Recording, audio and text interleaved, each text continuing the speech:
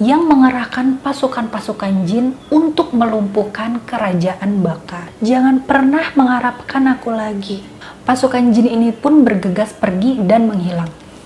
Cering! Dan ternyata ia adalah putri dari raja dan usaha yang ia lakukan untuk mendapatkan sang putri ini dikecohkan oleh orang yang ia cintai.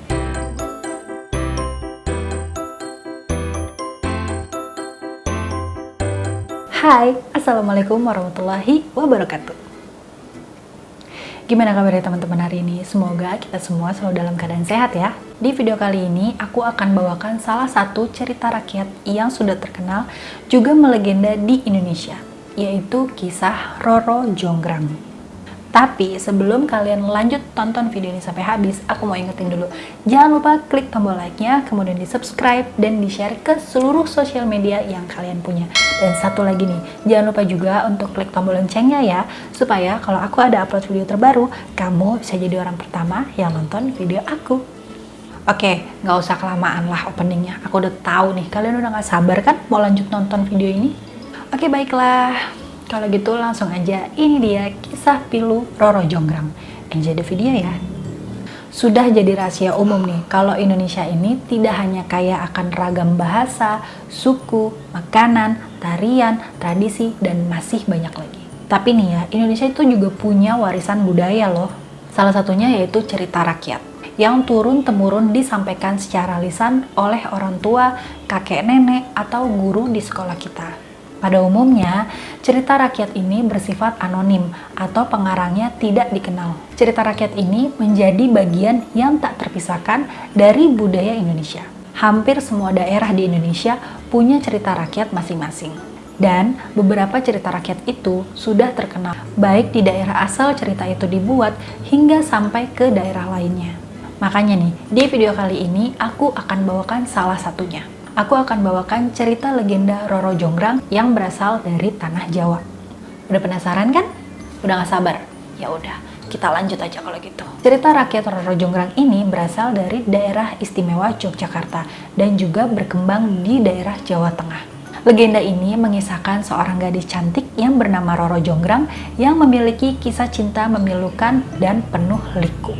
Kisah cinta pilu Roro Jonggrang ini dimulai ketika dicetuskannya perang antara dua kerajaan kuno yang dipimpin oleh raja-raja yang kuat. Bak kisah Cinderella nih, Roro Jonggrang ini digambarkan sebagai sosok wanita cantik dan idaman para pangeran. Kayak aku ya. Ya kurang lebihnya kayak aku gini lah ya. Alkisah, ada sebuah kerajaan megah dan makmur yang bernama Kerajaan Baka atau yang juga dikenal sebagai Kerajaan Prambanan. Dinamakan Kerajaan Baka karena kerajaan tersebut dipimpin oleh Prabu Baka, seorang raja yang baik hati dan bijaksana. Rakyat dari kerajaan itu hidup dalam kemakmuran dan kesejahteraan yang berlangsung cukup lama. Di sisi lain, terdapat juga nih sebuah kerajaan yang bernama Kerajaan Pengging. Berbeda dengan kerajaan Baka, kerajaan tersebut dipimpin oleh seorang raja yang suka berperang untuk memperluas wilayah kekuasaan, dan nama pemimpin kerajaan tersebut sama dengan nama kerajaannya, yaitu Raja Pengging.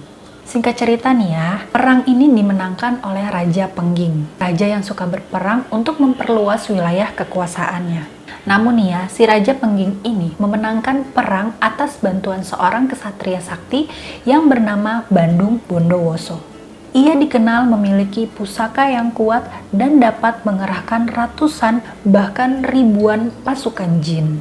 Jadi nih ya, si Raja Pengging ini nih memenangkan peperangan dengan si kerajaan Baka itu bukan karena kemampuan si Raja Pengging ini nih, melainkan dari bantuan Bandung Bondowoso yang mengerahkan pasukan-pasukan jin untuk melumpuhkan kerajaan Baka. Dan ketika kerajaan itu telah ditaklukkan, Raja Pengging mengutus Bandung Bondowoso untuk menjadi raja yang kuat di kerajaan barunya itu. Jadi ketika si kerajaan Baka ini dilumpuhkan nih oleh si pangeran atau kerajaan Pengging ini, Raja Pengging ini mengutus si Bandung Bondowoso untuk memimpin kerajaan yang baru atau si kerajaan Baka ini nih. Entahlah namanya diganti nama jadi kerajaan Bandung, kerajaan Bondowoso atau kerajaan apapun, tapi yang penting dipimpin oleh si Bandung Bondowoso ini. Hal ini dilakukan sebagai ungkapan rasa bangga si Raja Pengging ini karena memiliki kesatria yang kuat. Akhirnya nih ya, Bandung Bondowoso pun ini tuh bertahta dan banyak keistimewaan yang didapat oleh Bandung Bondowoso karena telah menjadi raja. Singkat cerita nih ya, ia atau si Bandung Bondowoso ini bertemu dengan putri yang teramat cantik yang ternyata adalah seorang putri raja. Dan Sang Prabu pun ini yakin bahwa putri tersebut ini adalah orang yang amat sangat ia cintai. Ya gitu deh. Pandangan pertama aku berjumpa. Cinta pada pandangan pertama. Si Bandung Bondowoso ini jatuh cinta nih sama si putri tersebut ketika ia memandang pertama kali si wajah cantik putri ini. Bahkan nih ya, kata si Bandung Bondowoso ini, jika ada tantangan yang harus ia hadapi, sesulit apapun tantangan itu, untuk mendapatkan si putri ini nih, Sang Prabu atau si Bandung Bondowoso ini menyanggupinya demi dapat mempersunting si putri tersebut. Ya, si putri ini adalah Roro Jonggrang. Dan ternyata ia adalah putri dari raja yang kerajaannya telah dirampas oleh Raja Pengging kala itu. Yang pada saat itu peperangannya dibantu oleh Bandung Bondowoso untuk merebut kerajaannya dahulu. Roro Jonggrang ini ternyata adalah putri dari Raja Baka. Dan dari sinilah kisah legenda Roro Jonggrang dan juga kisah Candi Prambanan bermula. Siapa yang sangka nih kalau si Raja Baka ini ternyata memiliki putri yang teramat cantik dan juga anggun yang bernama Roro Jonggrang. Bandung Bondowoso pun akhirnya bergegas nih untuk memanggil si putri Baka ini agar menghadap kepada dirinya. Seketika Bandung Bondowoso pun ini terpana nih melihat kecantikan dari Roro Jonggrang. Dan tanpa berpikir panjang, Bandung Bondowoso pun akhirnya langsung melamar Roro Jonggrang dengan lantang dan percaya diri. Ya tentu aja lah, Roro Jonggrang ini yang baru saja kehilangan ayahnya tidak akan pernah sudi menerima lamaran Prabu Bandung Bondowoso. Si Roro Jonggrang ini menjawab juga dengan lantang, "Engkau adalah pria yang telah menyengsarakan rakyatku. Tak usah kau berharap akan kuterima lamaranmu," kata Roro Jonggrang. Namun mendengar lamarannya ini ditolak nih ya, Bandung Bondowoso ini akhirnya murka dan merasa dirinya tidak dihargai. "Jika kau tidak menerima lamaranku ini, lihat saja nanti. Kerajaan ini dan semua rakyatnya akan menanggung seluruh akibatnya," ancam Sang Prabu Bondowoso. "Pikirkan baik-baik apa yang aku katakan. Akan ku beri waktu untuk memutuskan," sambungnya lagi dengan nada yang congkak. Putri Baka atau Roro Jonggrang yang berhati lembut ini menjadi bimbang dan takut dengan ancaman dari Bandung Bondowoso tersebut. Ia sungguh khawatir melihat rakyatnya harus menderita karena keputusannya yang ceroboh. Semalaman Roro Jonggrang sibuk sekali memikirkan cara untuk dapat menolak lamaran Bandung Bondowoso. Tidak mudah baginya untuk memutuskan untuk menghindari lamaran pria jahat tersebut dengan tidak mempertaruhkan keselamatan rakyatnya. Walaupun si Roro Jonggrang ini sudah tidak memiliki kerajaan lagi karena ayahnya pada saat itu terbunuh dan kerajaannya dirampas oleh Raja Pengging, tapi si Roro Jonggrang ini masih memiliki hati yang mulia. Beliau ini masih memikirkan kesejahteraan rakyatnya walaupun tanpa sang ayah. Namun ya, karena kecerdikannya sang putri, ia berhasil menemukan ide yang mana ia berpikir kalau Bandung Bondowoso ini tidak akan bisa menyanggupinya.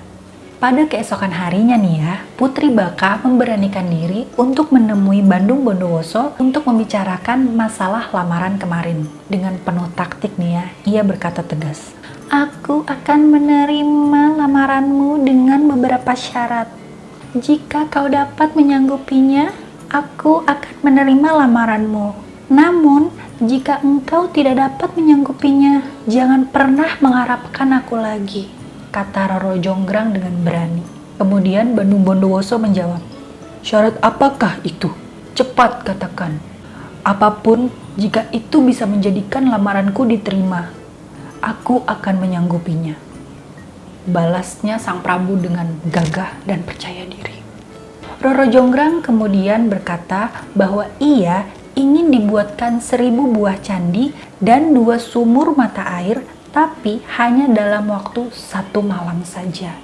Karena ia yakin nih, bahwa hal itu tidak dapat mungkin diselesaikan oleh Bandung Bondowoso. Namun dengan secara tak terduga, Prabu pun dengan sombongnya menjawab, "Baiklah, jika itu maumu, akan kubangun 1000 candi dan 2 sumur mata air hanya dalam waktu 1 malam saja. Apa hanya itu permintaanmu?" ucapnya si Bandung Bondowoso dengan sombongnya. Sombong amat. Dan membuat Roro Jonggrang ini takut jika benar sang Prabu Bondowoso ini dapat menyanggupinya. Dalam hati si Roro Jonggrang ini berkata, "Bagaimana jika itu terjadi? Aku tak mampu. Aku tak mau dipersunting pria yang telah membunuh ayahku." Menangis, membayangkan betapa kejamnya dirimu atas diriku. Ia berkata dalam hati sambil gundah dan juga gelisah. Pada malam harinya, Bandung Bondowoso langsung bergegas cepat membuat 1000 candi dan juga 2 sumur mata air permintaan sang putri. Seperti biasa nih, ia berbuat curang karena ia mengerahkan seluruh pasukan jinnya untuk membantunya menyelesaikan permintaan putri hanya dalam waktu 1 malam saja. Mengetahui kejadian tersebut, Putri Baka menjadi gugup nih. Ia juga gelisah memikirkan hal ini. Ia khawatir nih, jika Bandung Bondowoso ini dapat memenuhi syarat yang tak masuk akal itu. Ia kembali sibuk nih akhirnya. Roro Jonggrang memikirkan cara lagi untuk dapat menggagalkan pembangunan candi tersebut. Dan seketika, ide pun itu muncul dalam waktu yang krusial. Aha! Roro Jonggrang berusaha mengecoh pasukan jin Bandung Bondowoso jika hari sudah pagi. Ia menyuruh semua dayang di istana untuk membakar jerami di sisi timur istana. Selain itu nih ya, Roro Jonggrang juga memerintahkan untuk membunyikan lesung dan menabur bunga-bunga yang wangi. Hal tersebut nih ya dapat membuat ayam-ayam terbangun dan juga langsung berkokok.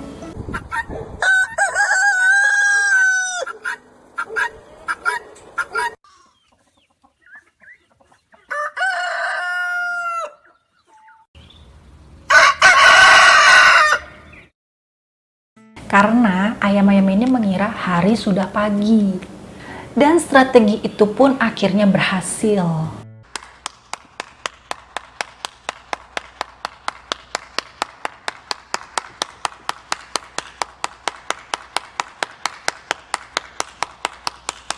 Pasukan jin Bandung Bondowoso akhirnya mudah terkecoh.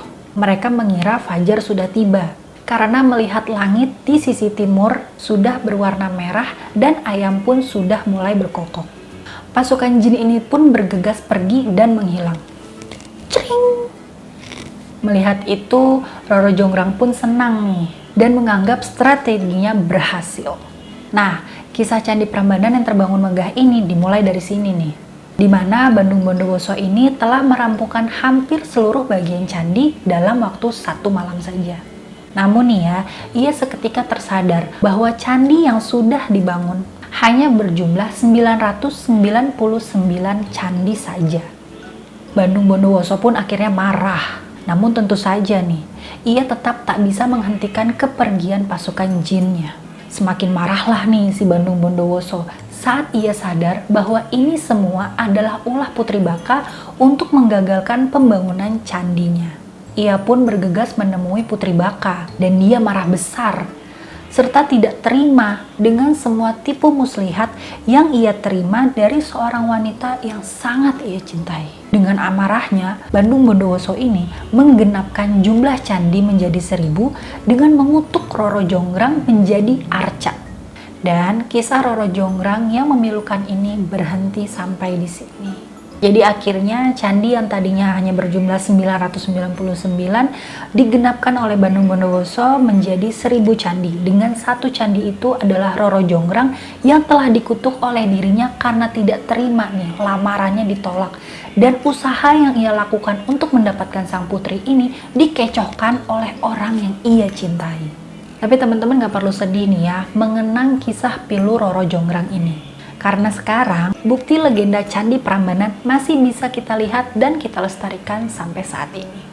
Arca Roro Jonggrang pun bisa kalian temukan saat ini ketika kalian berkunjung ke Candi Prambanan. Letaknya sekitar 800 meter dari lokasi Candi Sewu.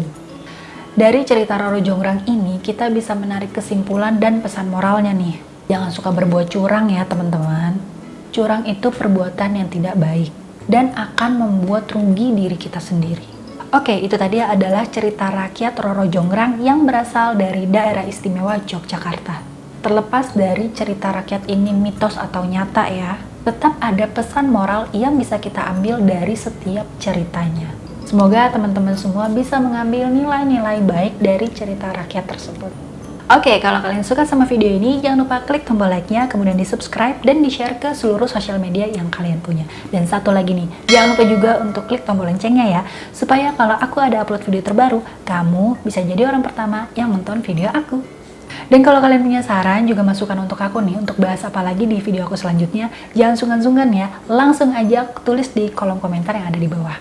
Insya Allah nanti kalau aku ada kesempatan, aku akan bawakan request dari kalian. Terus support channel aku ya, supaya aku terus bisa memberikan informasi-informasi yang bermanfaat untuk kalian semua.